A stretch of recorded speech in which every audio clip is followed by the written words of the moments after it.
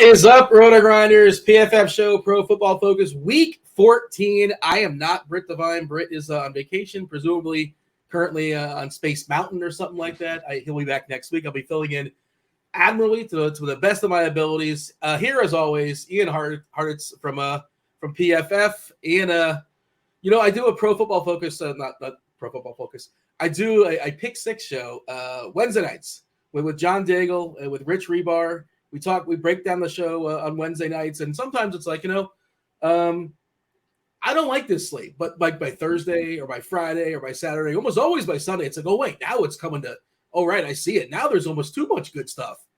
And it's Friday. We're recording on a Friday afternoon, and I haven't got to that point just yet. Just 10 games, obviously, 6 teams on bye. I know a lot of the season-long folk are upset. The NFL not aware that like they should be catering to fantasy. It's like a huge portion of their audience. Come on, get it together. I need you, is the point I'm saying here. I need you to point me in the direction of some good plays on this slate, because all I see is Minnesota and Detroit. And then what else? I don't know. Are you excited about this week's Week 14? Welcome to the show, by the way. Great to be here, man. And look, I am always excited here. Week 14, that means we don't have that many left until we are unfortunately dealing with not having, 7 straight hours of no commercial football every single Sunday. So from that perspective, I'm with you. But man, like when I'm filling out, shows, you try and be prepared, getting my bets in line and stuff. Usually I can go through the slate and I see 2 or 3 that kind of immediately pop out to your point. Same thing with DFS, and had to go through it a good 2 or 3 times, before I even had anything that I was feeling confident about. But we've grinded enough, and I still think we got a few tricks up our sleeve. But hey, man, as they say, even on these slates where we look at it and it's like, man, this is tougher than normal. It's tougher than normal for everybody out there. So we'll do our best to hopefully finish on the right side of this. Yeah, we're all dealing with the same puzzle pieces. The struggle was real for every one of us. But by the way, you mentioned the 7 straight hours. This is not to go back to the Pick Six thing, but Daigle and Rebar are like massively anti-red zone. Like, good Lord, I respect those guys. Daigle, look, I love both those guys. Daigle's one of my best friends, like in the world. And with Daigle, he's just a contrarian to be a contrarian sometimes. That's a terrible take. He refuses to go to a football game with me on like Thursday night. He's like, I can't make it happen. Can't possibly do it. It's like, bro, come on, none of us. It's like there's a story Nick Saban told about Jason Garrett back in the day when Garrett was working with them in Miami, I think, and it was like Troy Aikman's wedding, and Jason and Troy were tight, and so Jason basically comes up to Saban. He's like, "Hey man, he was super nervous. Like I did all this to get ready and stuff." And he's like, "Can I maybe get tomorrow off to go to this wedding?" And Saban looks at him all insulted. He's like, "You really don't think that we could last like one day without you here? Like, go to the freaking wedding, go have a good time. Not liking red zone. Get the hell out of here." It really is a horrific take. Were the seats like in a suite? Were they on the 50-yard line? Were they nosebleeders? This stuff matters. What was the game? Who was playing? It was going to be the Bengals-Dolphins game from week 3 or week 4. Daigle's in Chicago. Reeves is up in Cleveland. I'm in Cincinnati. So, come down. It's about a 4-hour, 5-hour drive, depending on traffic. Come hang out, watch a little football. So Daigle and my guy, Evan Silva, were both like, absolutely not, can't do it. Bad take, in my opinion. I am kind of like, as the older I've gotten, is like, the TV is literally built like to accommodate a football game. Like the screen is perfect. And, standalone games, though, the Sunday night, Monday night, or Thursday night, that's reasonable, in my opinion. I'm on board with that take. All right, let's move on. Let's talk about this is one of the ways where we can find some plays. Producer Steve's going to throw it up on the screen for you people out there, for myself as well. The Mismatch Manifesto. This is where we can find maybe some potentially hidden plays. The first thing we're going to talk about as far as explosive passing plays. What is standing out for us? Who all of a sudden is going to pop that may not be popping in my brain as of right now?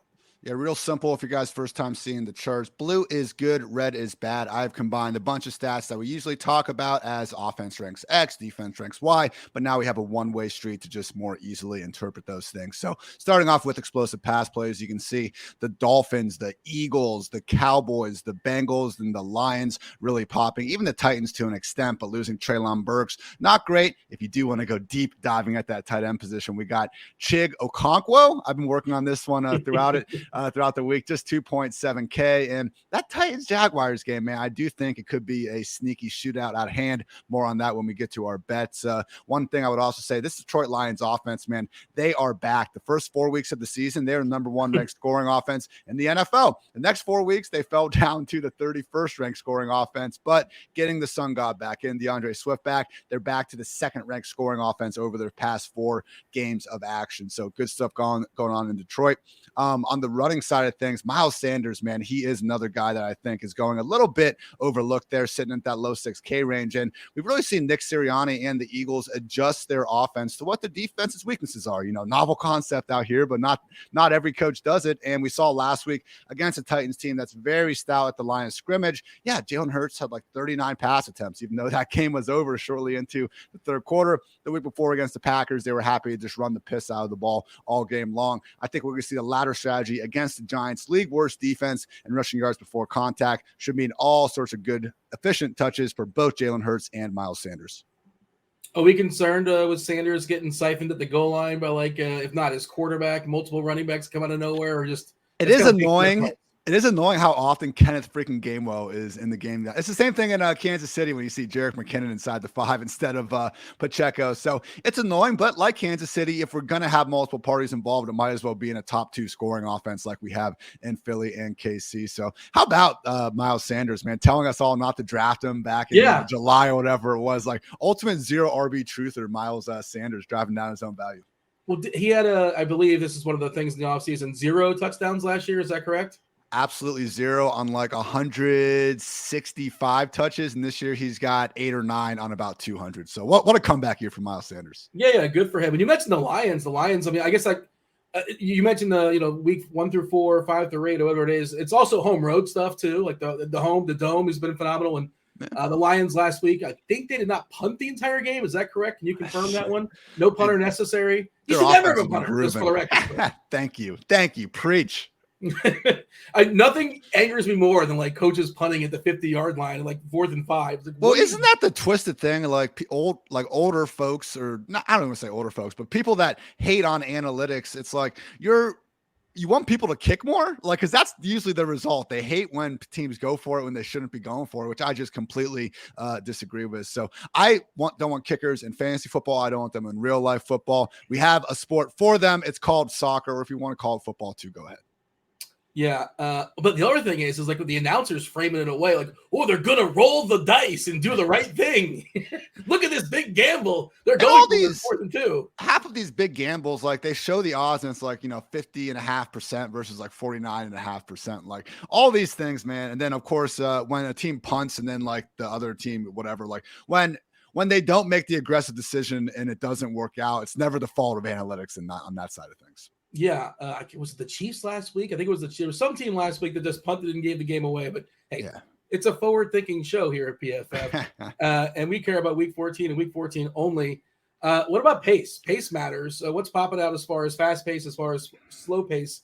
These games coming up this weekend. A lot of pretty solid blue ones here. Jets, Bills, Texans, Cowboys, Eagles, Giants, and the fastest one of the week on the main slate is going to be Chiefs and Broncos. So Dolchich, I guess, is our bring back on the Denver side of things. Jerry Jeudy, if you're really feeling yourself, but just been such a rough season for the Broncos. The only thing I care about these days in Denver is if Russ can end up throwing for more touchdowns, then he has bathrooms in his house. Shout out to Kent Wyrock, for continuing to track that ever important metric. What's the official count in that? I love that. Is it 12? Is that the actual how many bathrooms? 12 is how many bathrooms he has. Okay. He needs to average 1 passing touchdown per game for the rest of the way out to get there. 8 freaking passing touchdowns for Russ in 11 games. Hate to see that. So a little bit slower ones. The Browns Bengals is giving me a little bit of pause, but that said, I think people are already kind of scared off of Cleveland after Watson's, again, terrible performance last week. I mean, there's no other way to put it. I'm just, putting more stock into the guy we saw from 2017 to 2020. I'd like to, not be behind a week on getting into the Cleveland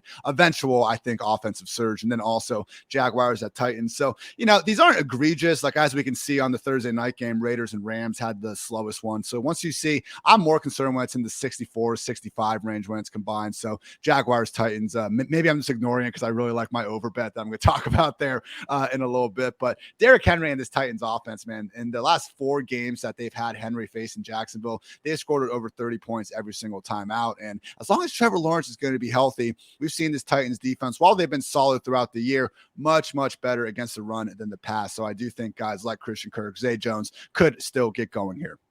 What's the deal with Henry? Like the D-Hember has kicked in. He's not been good so far. He's been bad for like a month or so. His efficiency's down. Like some people are saying it might be his toe, the foot. But, the Jaguars historically have been a cure-all for anything. Injuries-wise, are just slumping.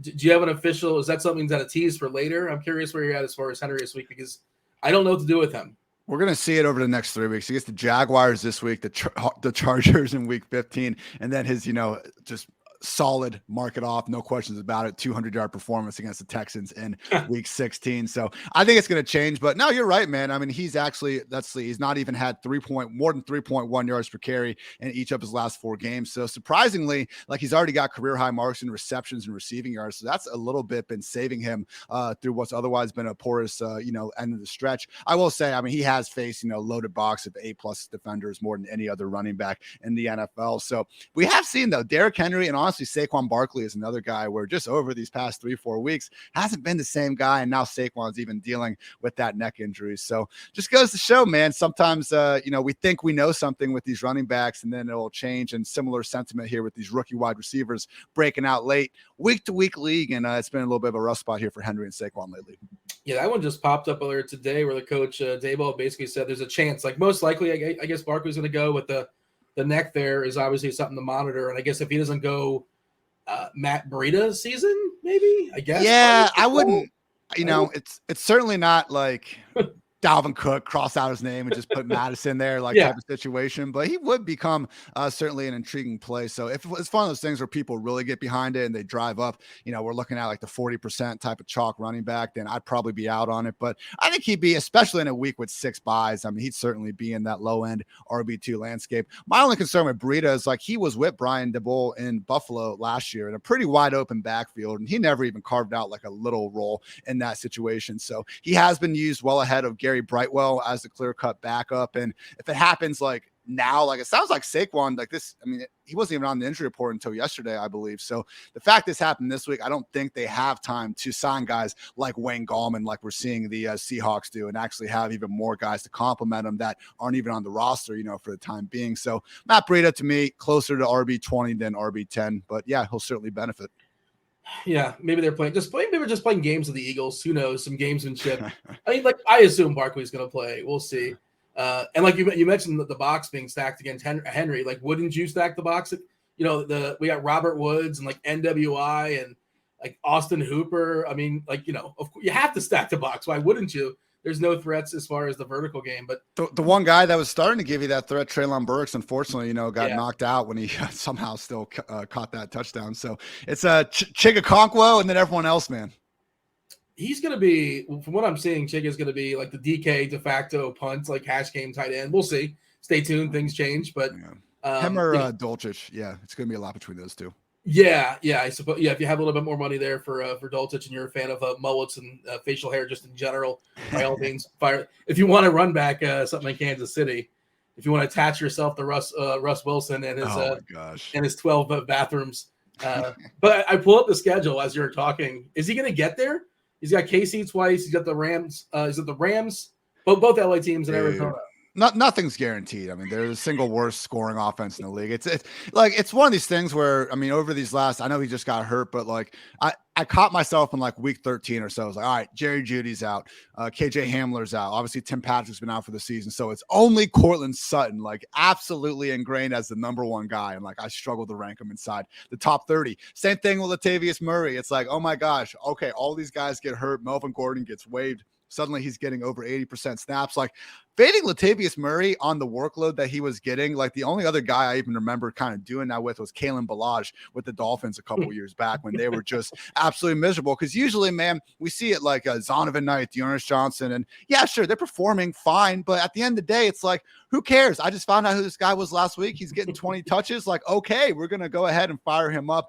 That's how bad the Broncos offense is. Even when we've gotten like the volume completely concentrated on one player, still hasn't been enough for, again, anything more than like wide receiver 3, RB3 treatment. Some great names you threw out there, by the way. And I'm a UCF homer, and I can't play Latavius Murray. I can't do it. Can't do it. Fire up the manifesto once again on the screen. But I'm not sure if it was mentioned or not, but this is on your Twitter account that people are not aware. By all means, check out Ian's Twitter. I look, everybody follows you. If anybody knows anything as far as football, but if you're not following Ian, follow Ian on the Twitter. Hartitz, Hartitz. Talk to me about, I believe we're at pressure. Is that correct?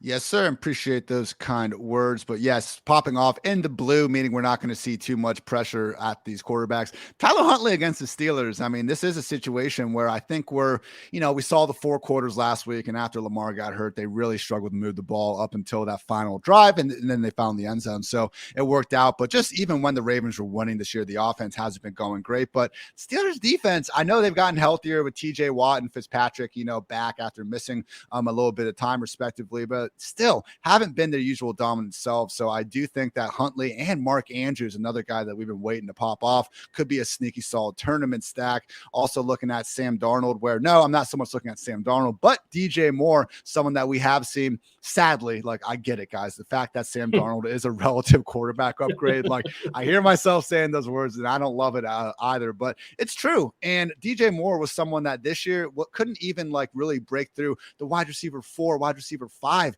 barrier more weeks than not. So it almost throws off like our thinking, because we've always been wanting more from DJ Moore, but this year so much worse than even what we were seeing in 2020 and 2021, specifically that last year with Sam Darnold under center. So already saw it before their bye with him going for over 100 yards and a touchdown, with a lot of that in Patrick Surtain's direct coverage. Good stuff there. And then finally, as we'll get to on our bets, I mean, as good as the 49ers defense is, the one thing that Tom Brady hasn't lost the ability to do this year is get the ball out of his hands quickly and really avoid taking too many sacks and just letting pressure overwhelm him. And really, it's been him and who is the other? Oh my gosh.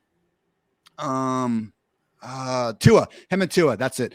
These two quarterbacks, when you look at who can get the ball out of their hands quickly, you usually end up seeing the Ben Roethlisberger, Jimmy Garoppolo, like the real low ADOTs associated with that. Brady and Tua really stand out over the past 2 years as the only guys able to get the ball out in, under 2.5 seconds consistently, but still keep that high average target depth and threaten defenses downfield. So as good as Nick Bosa and this defense is, I really do think it is that pressure that helps compensate for their lack of overall talent in the secondary. So when I see Brock Purdy getting not 3 points, but 3.5 points against Brady and company, that's it's so a little weird. bit too steep for me. Yeah.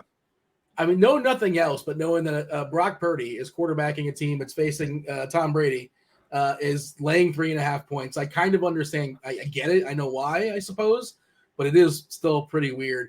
He just lost to Jacoby Brissett 2 weeks ago. I get it. But again, 3.5, you had to go that extra half. You got the hook too, just to tease you even more.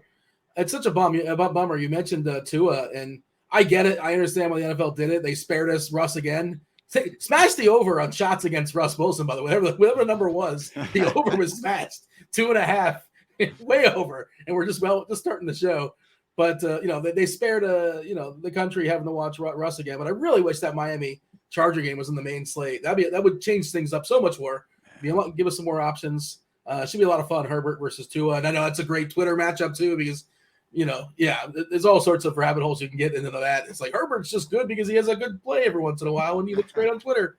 But in real life, all right, let's go. Oh, by the way, and you mentioned Mark Andrews. Are you tired of talking about or hearing about the splits with Huntley? Like, no, really, he's been better with his with Huntley. Like that's something that I've heard multiple times. And at this point, everybody knows that, right? Is that real? Do you buy it? Is it a big enough sample size for you?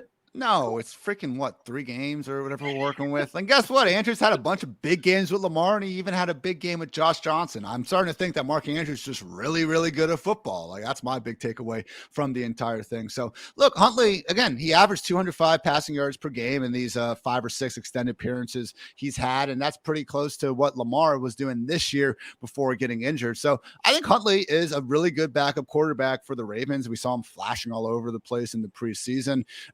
Instead of just, propping up these guys, it always has to turn back into Lamar slander with some folks. So I'm not going to stand for it. I think, again, though, I think the Huntley-Andrews stack, though, does make some sense. Maybe even DeMarcus Robinson if you're feeling feisty. But, okay, we got the yards before contact up now. And, again, really looking good for Miles Sanders this week with the Giants' just general inability to really control the line of scrimmage more against more running backs than not. Also seeing the Ravens pop, but it's just so muddled. Even if we get Dobbins back this week, Gus Edwards is going nowhere. Kendon Drake, Justice Hill, all these guys stay involved. So I am more so continuing to just focus on Huntley and Andrews. We do have the Bills popping a little bit, but now that's the thing, man. In Buffalo and honestly in New York, because Zonovan Knight's been such a big topic in the fantasy world, Zonovan and James Cook, yes, their roles are a lot better than they were a couple weeks ago. And that's relevant. And I get it. These are 2 guys that were free agents. That's why we're talking about them so much. That's why they've been on the cover of these waiver wires. But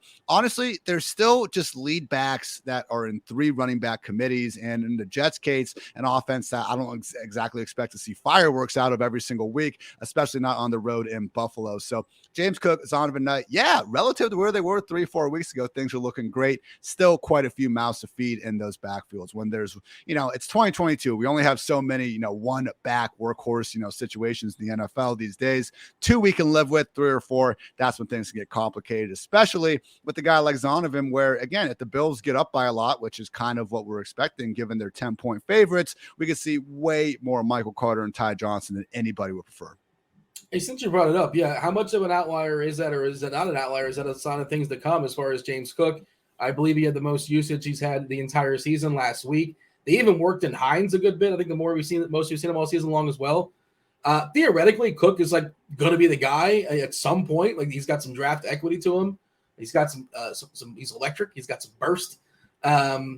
Is that going to sustain this week, or we don't know? Or we'll just be well, wait a second. Last week, maybe just for whatever reason, just got a little more than expected, and now he's going to get pushed back, and Singletary rises again. It's a murky situation, and I have no idea which way it's going to go.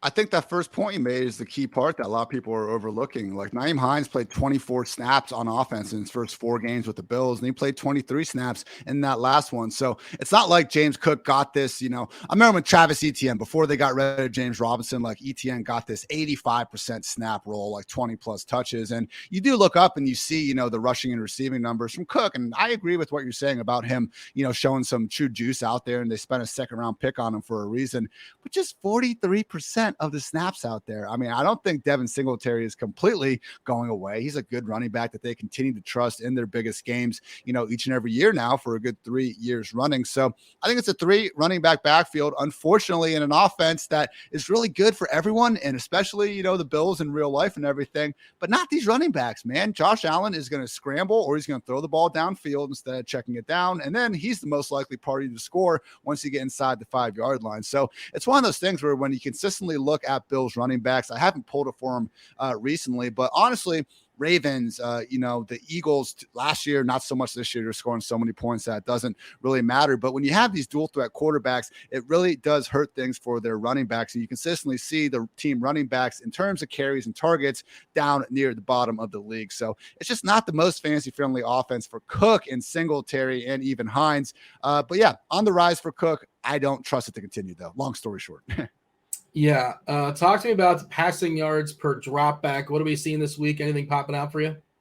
Yeah, let's see here as I pull it up. We do have, again, that Sunday night game with Tua looking good. Awfully annoying that we can't get tapped into that. But Joe Burrow and the Bengals, I mean, the fact that it sounds like Higgins is going to be out there. I believe I saw Zach Taylor say that earlier. Jamar Chase, obviously, 2nd game back. And Joe Burrow, man, just has been absolutely grooving lately. I believe 4 of his last 7 starts now he's finished as the overall QB1 or QB2. So he runs a little bit more than I think we'd give him credit for last year, obviously coming off that horrific injury, he wasn't quite as down to do it. But, I do think that's something where even if we do see quarterbacks run less as they get older, maybe we should put a little bit more mindfulness into the second year coming off these injuries. We've also seen Dak Prescott be a little more willing to run around this year. So just something to keep in mind with Joe Burrow and that ever explosive Bengals passing game.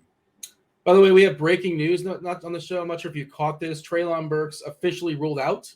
Okay. We mentioned his name earlier in the show. Man, that's kind of a bummer. Expected, but no, it sucks for sure. He was really starting to come on strong. One of several rookie wide receivers this slate. And unfortunately, man, doesn't really get me excited about Robert Woods or Nick Westbrook-Ikhine. All comes back to our guy Chig. Yeah, I'm not going to front. I don't know who CJ Board is. I don't know. He was on the Giants, but I'm with you. That was a guy where the first time I heard his name, I was like, yeah, what? What is a Racy McMath? What? I like a receiver named Race though. I assume he's fast. We gotta get some Ray McLeod out there. He's in San Fran these days. River Craycraft is one of my random names we've seen pop up over the years. Yeah, I'm just looking CJ at Board. Okay, now this is how I knew CJ Board. I think Jason Garrett called a reverse for CJ Board last year when he had a healthy Kadarius Toney, and we were all just like, what the hell are we doing out here, man? That's how I found out who CJ Board was. Yeah, I must have blocked that out or just forgot that happened, or I wasn't on Twitter that night, but I don't recall. That name is it's not popping a bell for me, but and McMath, I don't know who that is either, but yeah. All right. We'll look into it, I suppose. Man, what a disaster Tennessee is. That's a big hit for me. All right. We have one more, right? We have the EPA perspective. What do you have for me? Yeah, so the one thing I like to track with this are teams that actually have a relative offensive advantage in terms of combined EPA per play, but are still underdogs. And 3 qualifiers this week, the Vikings sitting at +2, the Ravens +2, more understandable because of the quarterback change, and the Jaguars +4. So Jacksonville is a team that's been popping up on this a lot. And while they have had some lows, I mean, we saw it last week, not able to keep pace with the Detroit Lions and all that, they have had some real nice moments this year. And I do think Trevor Lawrence has been continuing to play despite having that injury last week, his best football really of his career over these last 4 or 5 weeks. So against the Titans, again, I'm probably not going to be riding too much with the actual Jacksonville side of things, but I do think they can keep this game competitive, hopefully putting up a lot of points out there. And yeah, I think the Vikings +2, I mean, it is one of those things where you see the Lions favored, and I get it. They're playing well, but just the Vikings have been playing pretty well too, man. Seeing them perform as well as they did, just especially on offense against the Patriots and the Bills. I know we had that Cowboys absolute disaster going on, and Mike White made things close last week, but even that game too, for them to put up 27 points against the New York Jets, Kirk Cousins, those guys, I think they can keep pace with the Lions. Can the Lions actually, continue to put up 30+? We will see. You mentioned sports gambling. I saw the opening that line. Minnesota was, I think, favored by a point, maybe a point and a hook. And now it's Detroit by a point and a half. It swung as the week has progressed. Good segue into our next segue. Of course, that was the manifesto. Feel free to check that out on Ian's Twitter account, PFF as well. But spreads and totals, I did not pick anything, but I was just going to ask you about that game. It's funny you brought that up because I thought that was peculiar. And I kind of lean Detroit. Maybe I'm just a sucker for the Lions. We love the Lions, right? As a neutral fan, they're a fun team to root for. Not that Minnesota's a team to dislike, but I just think Detroit's a fun team to get behind. But yeah, you have a couple takes, and you said you're in Ohio. Ohio has a sports gambling now. Are you partaking? Are you enjoying that? Are you dabbling? I still gotta go offshore for another month. It gets fully legalized, I believe, on January 1st here. So it's a shame, man. Move that Buckeye Georgia game back a day, and I'm sure that would have been a nice way to kick things off for them. But it's okay. I've still found a way to manage over here. But yeah, with the Lions, man, they finally started getting things going. I mean, it was just nauseating, I thought, the amount of people that were kind of picking them as this big-time underdog and everything this year. And look, I mean, it's, again, last 4 or 5 weeks, they've really turned things around. They've gotten healthier, so I guess that makes sense. But there was an awfully quiet stretch there from everyone screaming, restore the roar, for all those summer months. And it has always struck me where, Dan Campbell. It's like we're really giving him the benefit of the doubt here because he just says some kind of wild shit sometimes in interviews, and he's a really exciting guy and stuff. But like, I don't know. Like, I'll kind of take the Mike McDaniels of the world who were a little more confident in like just actually what they're doing on the field versus in press conferences. Yeah, well, he is pretty entertaining in the press conferences too. So maybe not the best example. Regardless, I do have 2 totals and 1 spread that I like this week. Already kind of talked about each of them, throughout the manifesto to an extent. But Jaguars Titans, man, this total has slipped all the way down to 41. Unless I'm missing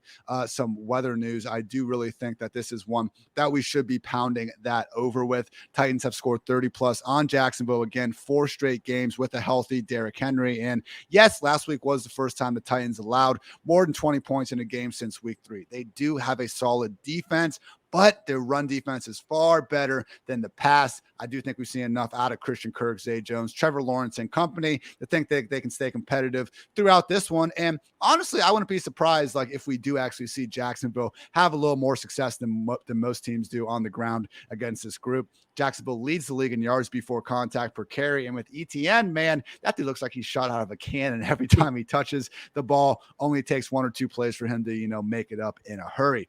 Also liking Patriots and Cardinals over 43.5. This one is on Monday night, so cheating just a little bit. But again, against this Patriots defense, I know we always just give them the benefit of the doubt because we got Bill Belichick there. And yeah, I guess they've earned the benefit of the doubt over the years. That said, man, last 2 months, when they're not playing Zach Wilson or Sam Ehlinger, they really haven't looked all that great. The Vikings scored 33 on them. The Bills scored 24 last week. I just don't think that a finally pretty healthy Cardinals offense coming off a bye with Hopkins, with Hollywood, with Kyler, James Conner, I think that they can at least, be putting up something in the 20 to 30 point range. They are coming off their first game of the year with at least 150 through the air and on the ground against the Chargers. And then with Mac Jones and company, it's like, yeah, Cardinals defense continues to be pretty atrocious. I think they can at least, keep pace to an extent. And then finally, Buccaneers plus 3.5. Against Brock Purdy, 3.5, as we were saying earlier. That's honestly just what it comes down to. So Buccaneers plus 3.5. Patriots, Cardinals over 43.5, and Jags, Titans over 41, as long as T-Law is starting. You clearly haven't heard Brock Purdy's nickname. That's what's going on here. That's fair. I just pulled up a chief meteorologist, Kevin Roth. I just pulled up his weather page. This is a Friday. Things change. Weather is fluid, yada, yada. But nothing there to see as far as weather. You're talking about Tennessee. No game is beyond yellow.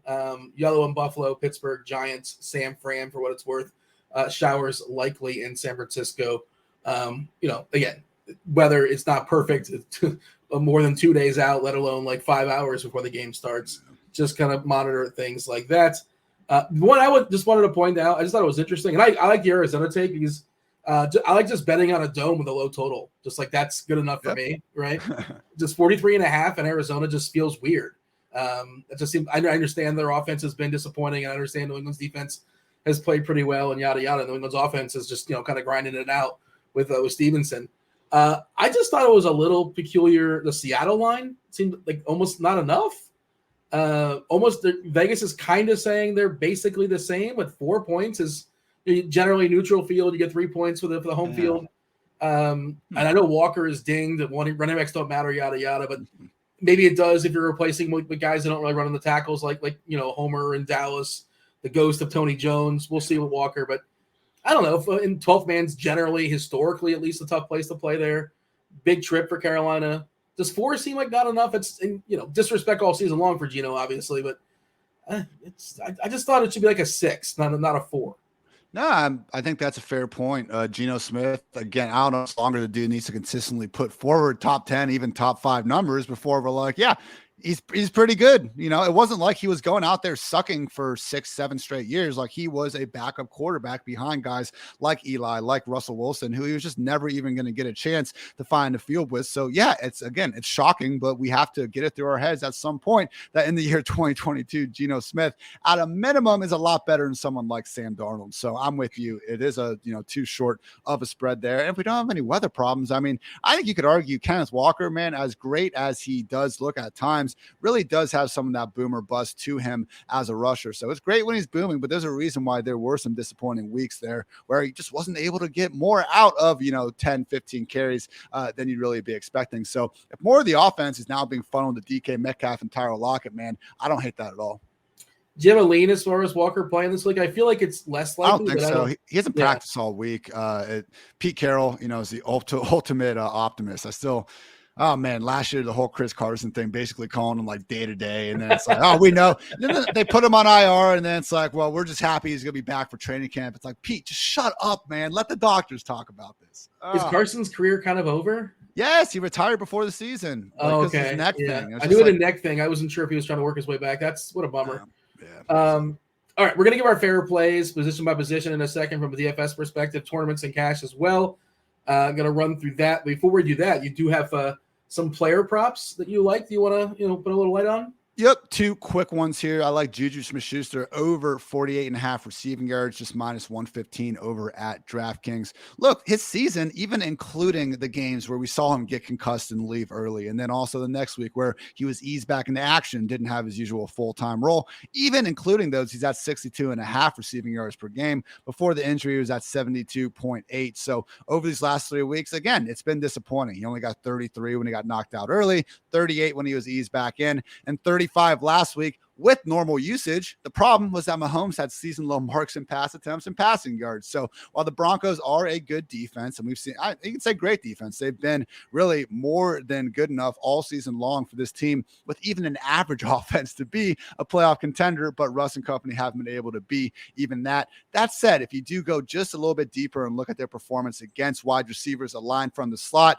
you do see them ranking as a bottom 12 group in that category. So Juju really is the only guy we've seen other than Travis Kelce be consistent in this offense throughout most of the season. And I think it's just, again, been that concussion that ultimately took away 2 weeks and then one naturally bad game last week. So seeing his route rate back up over 80% last week after he got eased in, I'm going back to well with a guy that in terms of fantasy points, but obviously you get a lot of fantasy points. You had a lot of yards as well. 3 straight weeks as a top 12 wide receiver before he originally got banged up. And then also I do like Christian McCaffrey over 13.5 rush attempts. Again, I want the props I really like to at least take the over on. It's just when I think that the lines were made based on a sample size that probably shouldn't have been used as a whole. So if you look at him on the 49ers this entire season, he's at 12.5. They put the line at 13.5 as just a small bump. But again, when we look at these games, he gets eased in the first game. That was only 8 rush attempts. And then he had the knee irritation game against the Saints, only had 11, and then just had a big time blowout where he only had 7. He's easily cleared this with 18 and 17 in his 2 most applicable games without Elijah Mitchell in the fold with Brock Purdy instead of Jimmy G. I'd expect them to run the ball more. And other than CMC, again, you got a banged up Deebo Samuel and then just Mason, Tyrion Davis-Price, Tevin Coleman. Like, okay, that's fine. I'm sure they'll get some run, but only 13.5 for CMC. I'd be very surprised if he's under 15. How tough is it to run against Tampa these days? I know historically they're pretty tough, pretty run stout. Yeah, I mean, it's not going to be the prettiest matchup. We've also seen San Francisco consistently be able to run the ball on just about anyone. So in terms of the yards before contact metric, which is usually how I'm trying to get a feel for it, they actually profile as a slightly above average matchup. So one of those things where, great reputations on that group, but they probably aren't quite as deep on the defensive line as they were in past years. And then someone like Devin White, I do think probably, we follow the good plays a little bit more than noticing, the occasionally hectic lack of run fits and things like that.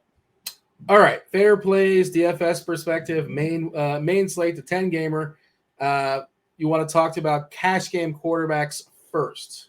Yeah, right now, the build I got going, I do think Jared Goff at just 5.6K is where I'm leaning here. Like, again, just seeing guys, and honestly, in my quarterback column on PFF.com out every single Wednesday throughout the season. I just did like a blind comparison, like who's that Pokemon back in the day between between Kirk Cousins and Jared Goff. And like Goff has been every bit as good as Cousins really this entire season. And again, when we look specifically at these last 4 weeks with everyone healthy, Goff has been balling. Highest game total on the slate. I am expecting Goff to be the chalkiest guy on the slate, and I think it makes sense. So you're able to stack Goff with the Sun God, who is still underpriced, especially on a full PPR site like DraftKings. I think that stack is more than reasonable to build the rest of the lineup around.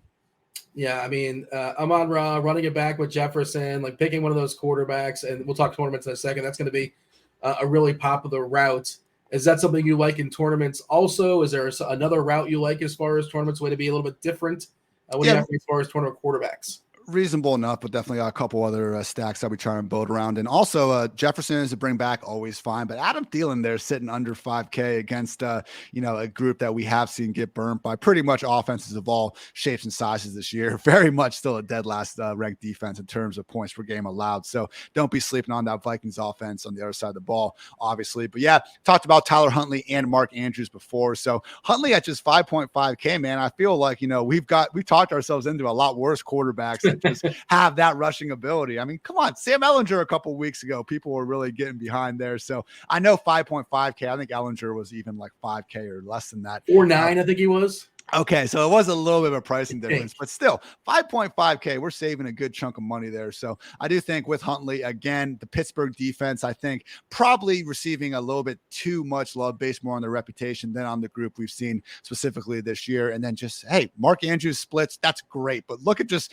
Mark Andrews, the tight end without, who cares who the quarterback is? It's Mark Andrews. And again, at the pricing tight end, I do think a good way to go contrarian in tournaments is not taking the easy, cheap guys in Dulcich and our guy Chico Conquo. How many times guys say that name this podcast? Pay up for a Mark Andrews or even a Travis Kelce. Or if you want to save that money, don't be afraid to go with someone like Andrews in your flex spot and get a little 2 tight end with it. Also, just again, mentioned this earlier, but Joe Burrow, Jamar Chase in this plenty winnable matchup against the Browns. So Burrow, I know he hasn't beaten the Browns yet as a starter, but I was looking at that total and thinking about taking the under. He still doesn't have much of a problem putting up a lot of points against this group. So again, we'll see what Watson is able to do, but I'm very confident in Burrow and company staying hot, putting up plenty of points.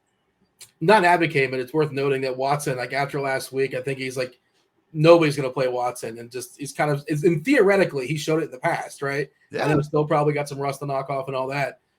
And I think it's also interesting, like Mahomes and Allen, two of like just like if you have the nut quarterbacks, you get them on the right week, they're rock solid and nobody has higher ceilings. Like I think Hurts is probably the best amongst those three, but they're not going to get owned all that much. But for what I can tell, as far as Allen, we currently have an 8%, which is pretty low for him or for a 10 gamer. Like every quarterback on average will get 5%, right? This is Josh Allen. He should be different. And Mahomes at 5%. I know the matchup's not great, and there's some concerns. Both those tough matchups. We're not sure how much Denver can actually punch back. And the other part with Mahomes is like, I don't know who to pair him with. There's like he's got 19 receivers. I guess Kelce, but then I'm out of money. The salary cap issues. Juju and exactly the stuff I was talking about before. But look, he's 5.6, and you're even getting a nice little pivot there off of Garrett and DJ Moore, who are in that same price range. No, I think you're onto something, man. Because what do we, in tournaments, I do think a pretty easy way of getting more unique is largely ignoring the matchups, especially when we have someone like Josh Allen, like Patrick Mahomes, who, Sauce Gardner and the Jets. I can show you a million statistics that say they're a top 5 defense, and that's great. Would we be that surprised if Josh Allen goes for 400 plus and 4 touchdowns? No, because he can do that against anybody. All right. Any other thoughts as far as quarterback? You want to jump to running back?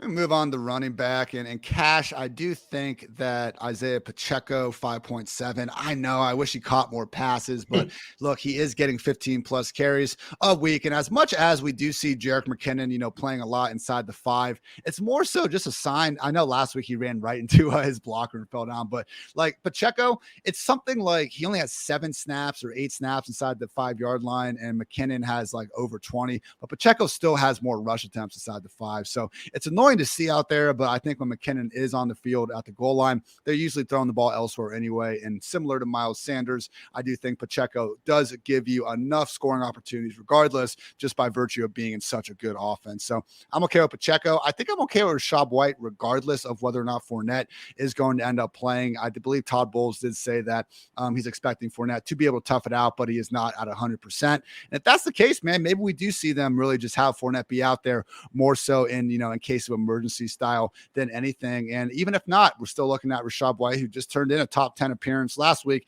even with Fournette playing more than expected. So Rachaad White, someone that gets all those fantasy friendly targets and on full PPR like DraftKings, I'm okay getting him regardless. And then Travis Etienne, 6.4K. Just in my initial build, that was basically the running back I was feeling more comfortable with. But interesting slate. And again, if we see Fournette somehow get rolled out, I'm guessing Rachaad White's ownership is going to boom. But I don't see the usual, 2 or 3 guys that I just feel like I need to get. I know people might want to be paying up for Derrick Henry, but to your previous points, man, I mean, it really has been a rough stretch for Derrick Henry. And as much as he is still setting career highs in receiving stuff, it's still not that great, compared to a lot of other running backs out there. So you take away Treylon Burks, and I think it's like 52% of his rushes come against boxes of A+ defenders. I mean, that could be sitting closer to 100 without Treylon out there.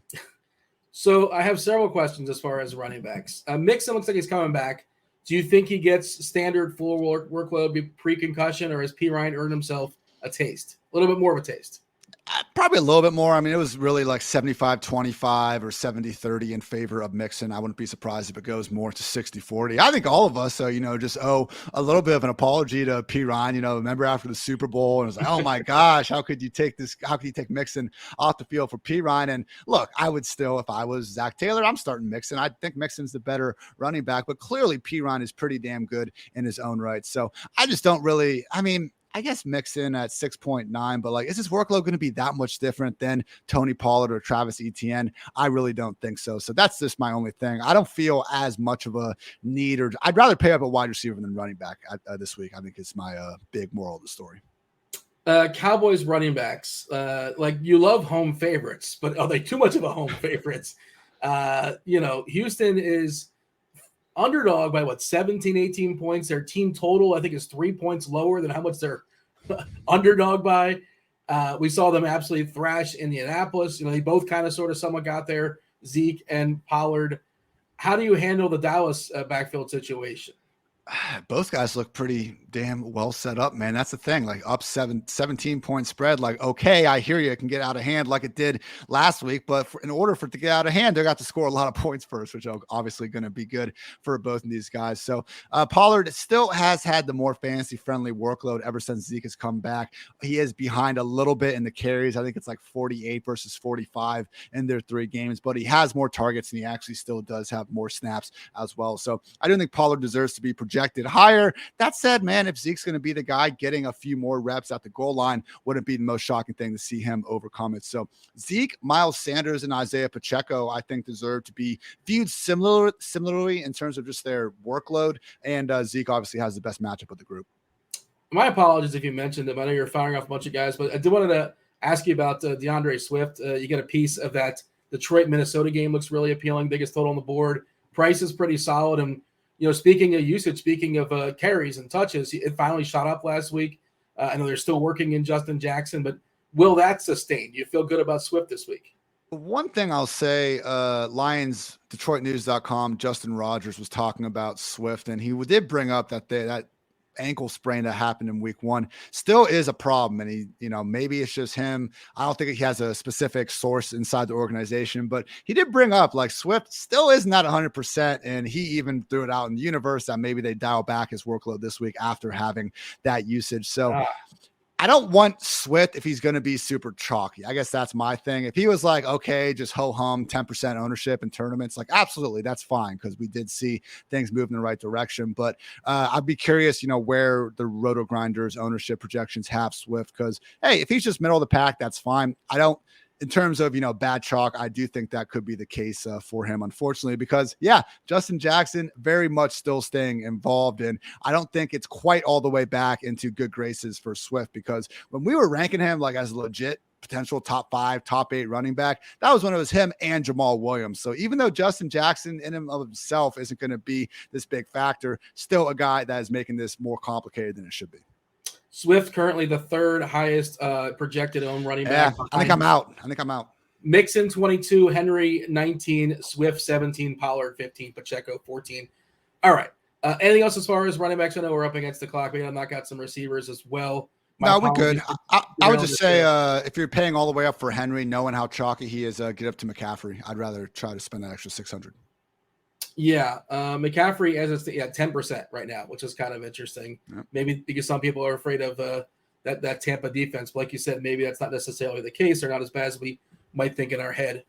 Receivers, as far as cash, well, you mentioned Amon-Ra. Like I think Amon-Ra, like every single week should just come. Your cash game should come preloaded.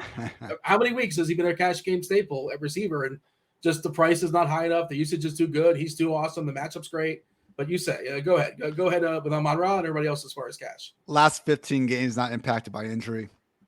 6+ catches in all but one of those performances. So Kings stay Kings, and obviously Amon-Ra is a king. Also, if you want to save a little bit of money here, because we got to do it somewhere, Adam Thielen, 4.9K. Zay Jones, 4.7K. Both great matchups with high scoring upside, plenty of volume. And Jamar Chase, if we can get up there at 7.9, especially if Higgins is out, doesn't sound like it is. That's reasonable. Also, shout out to Isaiah McKenzie, just 4.2K against the Jets. Would we be surprised if Josh Allen puts up some big numbers? No. And Isaiah McKenzie has that starting role in the slot these days. And previous to your other point about Deshaun Watson, let's get some Amari Cooper at 6.2 and even Donovan Peoples-Jones at 4.9K. Just again, attacking that Browns-Bengals game, I think could make a lot of sense. And finally, maybe not getting quite as much hype as Amon-Ra, surprisingly, but Chris Godwin, man, has been really consistent ever since coming back in week 4, has at least 6 catches in all those games, and has even started to find the end zone lately. So 6.7K. If you're not going to have Rachaad White in your cash game lineup, I definitely want Chris Godwin. Look, I'm not here to endorse these guys, but if I'm looking to save some salary, theoretically, the Houston Texans are going to throw the football. Theoretically, they're going to be down by multiple touchdowns. They're without Cooks. They're without Collins. Dorsett is 3K. Moore is 3.4. Are these guys playable? Like, there's going to be targets here, right? They have to be. No, I don't want anything to do with these guys. Sorry, I have salary issues. I have to look out here. That's why we're going low at tight end, man. Greg Dulcich at 3.1 or our guy Chig at just 2.7. So I guess Philip Dorsett, but man, like this just Texans, 14 points seems high. Yeah. I'm looking for something. I'm looking to save some salary. Try to put some lipstick on a pig that is the Houston Texans, I suppose. Judy's, as if you're looking for a punchback for Denver, he's 5.4, no Sutton. But of course, he's attached to. Stop it! You're talking about these offenses, and it's causing my body to just like cough, and I can't even handle it. You know what? You're right. My apologies. You know what's going to make your body feel better is talking about all the fabulous tight end options this week, or not. Sorry. Okay. Yeah. Again, and cash going all the way down to Greg Dulcich or Chig. I do think that's the move. If you want to go up though, Andrews and Kelsey in tournaments, I do think makes all the sense in the world. It's tougher to get up there. That's why we're going to like it in cash. The only other guy, man, and hey, I'm happy you called out Watson because I'm hyping up every single one that he should be throwing the ball to. So naturally, we should be higher on Watson this week. David Njoku, just 3.9K. I know has a chance to have slightly limited snaps with his knee injury, but he has been practicing all week. I didn't see if he has a designation going into Sunday, but it does seem like taking last week off has put him closer to 100%. So with Njoku down the stretch, I expect him to be a legit top 5, top 6 fantasy tight end once Watson catches his stride. And right now he's not being priced that way. Cooper has a hip. He's currently questionable, but I think he even said himself he's likely to play. We'll see. But just note that. Njoku expected to play as of 2 hours ago on the old Twitter machine. Anything else to say as far as tight end? And you want to touch on defenses before you step aside and get out of here? I would just say in cash game on defense, you can go all the way down to Carolina, 2.2K, just because, again, if we're getting one of the bottom ones, we either want them to be facing an opponent that at a minimum we've seen be a little bit turnover play worthy, and that is Geno Smith, man. Again, I mentioned before, very tough to find a stat where he's not top 10. Turnover worthy plays, though, is one of those. And guess what? He makes so many big time throws that I do think like it's worthwhile for him. I'm not slandering Geno, but he will turn the ball over, take a few sacks from time to time, and Brian Burns and that Panthers defense actually pretty good in their own right. If you aren't feeling good about the Panthers and you like the Seahawks, that's fine. Steelers at 2.8K are your guys. If you have all the money in the world, by all means, Dallas should be a good defense, but highly volatile the position. I don't hate, and again, I hate to be doing this. Denver at 2-3, just because it's a good defense, a good unit. I don't think I'm Mahomes, but it's cheap and it's high variance, and they're home. He's going to step back a ton. Like I want defenses to play against quarterbacks to drop back like 40 times, and then things can happen. And especially in tournaments, like now you're just, hey, if you're doing that right, now you're also playing into Mahomes and the Chiefs guys not having a good game as well. So yeah, if we can get the defense blowing up right as I know there's not a lot of super chalky Chiefs this week in particular, but always good when we can go against the grain in more ways than one. Ian, it's been a lot of fun. I appreciate you letting me stepping in this week. Britt, I presume, will be back from his vacation from Disney. Maybe. Who knows? Well, you never know. You get lost down there. There's a lot of parks. One last time, tell the people where they can find you. It's week 14. They know, but just in case. There's one person out there catching the show for the first time. This Ian guy, he's pretty sharp. Where do I follow this guy? Where do I get his information? Tell him about PFF. Tell him where to find you on Twitter, all the good stuff. Good talking to you too, my man. At Hartitz on Twitter, PFF Fantasy Football Podcast. We got 5 episodes out per week throughout the season, and I'll have plenty more on the way when we're done. So always a great day to be great. Best of luck to everyone in DFS this week and any potential season-long leagues where you're trying to clinch those playoff spots. For producer Steve, for Ian, for PFF, for Britt, for Goofy, for Donald, for Mickey, this was the PFF Show, Pro Football Focus. We appreciate y'all watching. Go out there and win something. We out ya?